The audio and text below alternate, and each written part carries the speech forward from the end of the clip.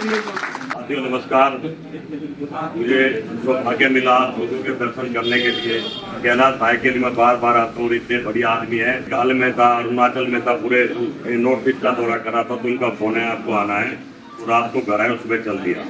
पहले भी मैं इनके आगे उनका जो मैंने देखा, हर आदमी की बात कहता आगे कान में कि इनको विधायक बनाना है। और हालात भी देख लिए कि 2 मिनट में लोगों को इकट्ठा कर देते हैं।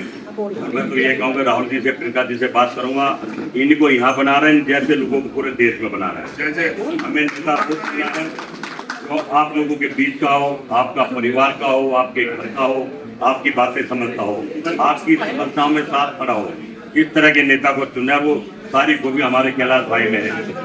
और मैं तो यही कहूँगा, हम लड़े इनके लिए। और जब चुनाव आएगा तो आप सबने साथ देना। टिकट में मैं बुला के दूंगा।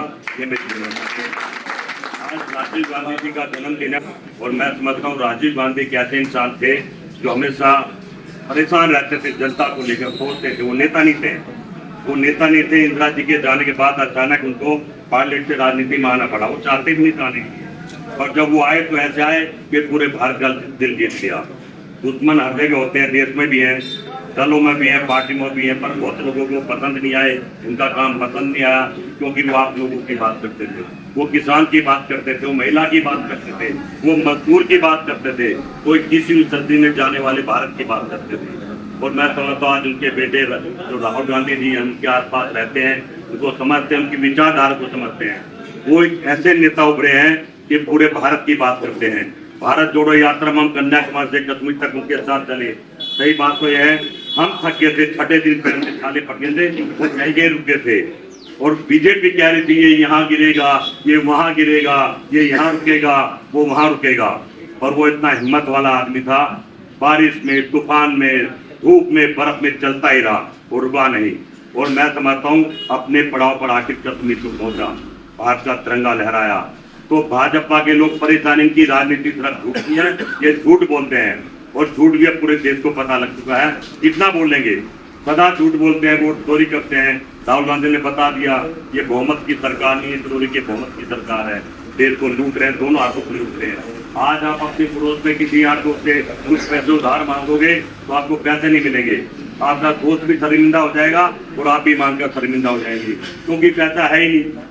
नोटबंदी में, हेरा फेरी से, चोरी से सारा पैसा इन्होंने अपने पास अपने अकाउंटों में डाल लिया, अडानी को दे दिया। और उसी पैसे से लोकतंत्र और संविधान को लूटते हैं। मध्य प्रदेश में हूँ, आपको तो पता होगा किस तरह से यहाँ की सरकार को खरीदा, यहाँ के लोगों को खरीदा और कांग्रेस की सरकार है उन्होंने गिरा दिया। इसी तरह पूरे देश में कर रहे हैं। पर मैं समझता हूँ आज का नौजवान साथी समझ गया है, झूठ ज्यादा नहीं चलेगा। एक वादा पूरे भारत में अगर मोदी का पूरा हो, कोई सा भी कहता हूँ मैं, डीजल पेट्रोल सस्ता करूंगा, आपके अच्छे दिन लाऊंगा, कहना कि मैं समझता हूँ सारे झूठे नहीं। किसान की डबल आए, मजदूर को, चप्पल वाले को जहाज में बैठाऊंगा, स्मार्ट सिटी, हर बात झूठी। लेकिन अब तो क्या है, पूरा देश समझ गया है।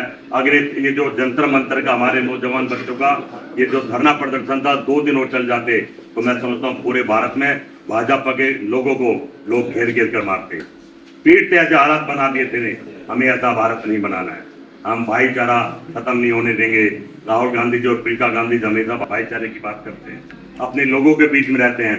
बताओ, जब मोदी जी शहजादा बोलते हैं राहुल गांधी जी को, और वो शहजादा जनता के बीच में है। और जो चाय वाला अपने आप को बताता था, वो 15 लाख का सूट और 8,000 का करोड़ लेके देश विदेश घूम रहा है आपके पैसों में दम पर। तो ये लोग जहाँ भी मिल जाए इनको छोड़ना नहीं है, इनसे पूछना है कि अच्छे दिन आएंगे या नहीं आएंगे। अब तो लोग कह रहे हैं हमें वो बुरे दिन दे दो जो कांग्रेस के टाइम में थे। अपने बच्चों को पढ़ा लेते, सिखा लेते, खाना खिला देते, पूरा देश बेरोजगार कर दिया है। तो मैं तो आज आपसे यही प्रार्थना करूंगा कि देश को बचाने का धर्म हमारा ही नहीं है, आप सबका भी है। अपने बच्चों को, अपने देश को, अपने खेत को, अपने गांव को बचाना है। तो दिल्ली उठ जाओ और कैलाश जी जैसे इंसान के साथ खड़े हो जाओ। ये आपकी बात घर तक पहुंचाएंगे और बहुत अच्छे नेता साबित होंगे। जय हिंद, जय भारत, धन्यवाद।